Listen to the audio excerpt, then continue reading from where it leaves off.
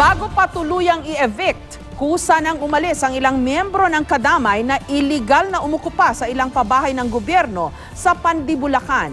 Pero may mangilan-ngilan pa ring nagmamatigas. Nasa mahigit 4,000 housing units ang puwersahang inukupahan ng kadamay. May report si June Veneracion. Nagligpit na ng kanyang mga gamit si Lola Mercedes Tongko at nilisan na ang housing unit sa Villa Elisa, Pandibulacan na itinuring daw niyang sarili niyang tahanan sa loob ng 1 linggo. Uuwi na lang daw siya sa dati niyang tirahan sa tabing dagat sa Navotas. Mainam na rin nung alis na kami rito. Nakakatakot to eh. Makaho kami dito. Okay lang ho sa amin yung hindi kami magkaroon ng bahay. Ilan pa ang nagpasyang umuwi na lang din sa dati nilang tirahan.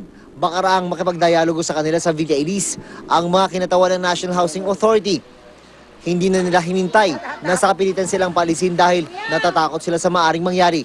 Pero marami pa rin na nagmamatigas. Nagpatawag ng dialogo ang NHA sa Pandi Residences 3 pero di sumipot ang mga miyembro at leader ng kadamay. Sa Lunes, inaasahang bibigyan na sila ng eviction notice na may 7 araw na palugit. Lahat ba yan?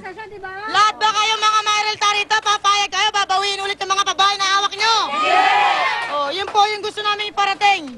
Hindi po kami aalis dito kahit ano po ang mangyari. Nandito pa kami para tulong-tulong kami mga maralita. Ibigay nila ang dapat para sa amin.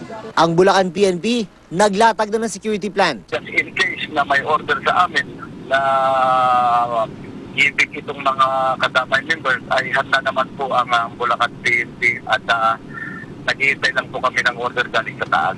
Sa tala ng NHA, mahigit 4,600 government housing units ang sapilitang na takeover ng kadamay sa mga subdivision ng Villa Elise, Pandi Village 2, Pandi Residences 3, Padre Pio at 2 resettlement site na para sa mga sundalo, pulis, bumbero ng BFP at jail guard ng BJMP.